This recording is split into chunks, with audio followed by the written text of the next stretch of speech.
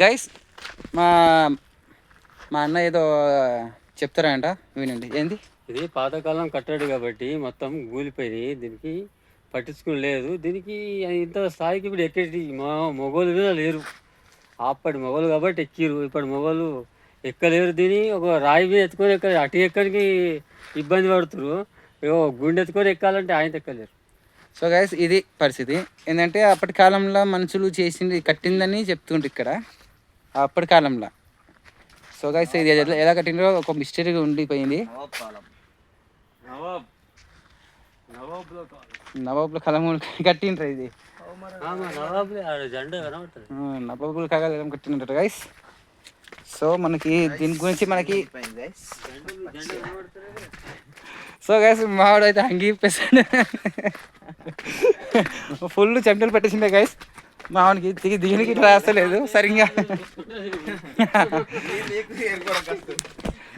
నాదేముంది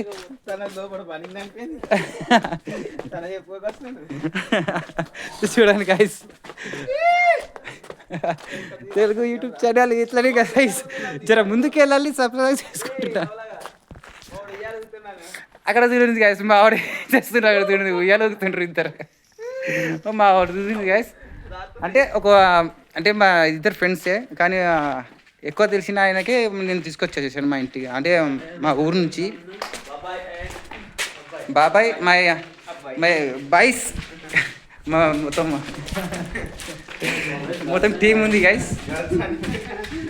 so మేము ముగ్గురం ఉన్నాం కాబట్టి ఇక ఎక్కువ వీడియో చేయలేము.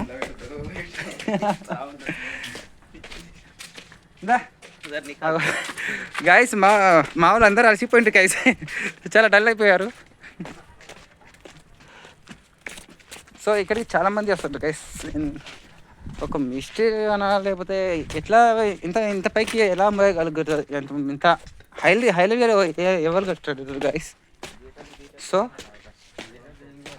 ఇంత మంచి కట్టిన వాళ్ళకైతే హ్యాండ్సప్ చెప్పచ్చు. ఇది రాజుల నాటి కాలంలో కట్టిందంట గైస్. ఇది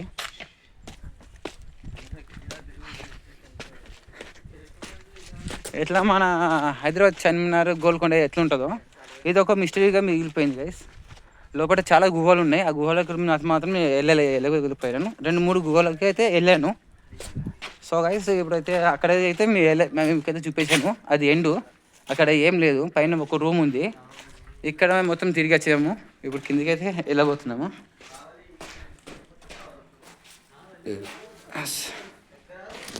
సో గైస్ వీడియో ఎండ్ చేస్తున్నాను గైస్.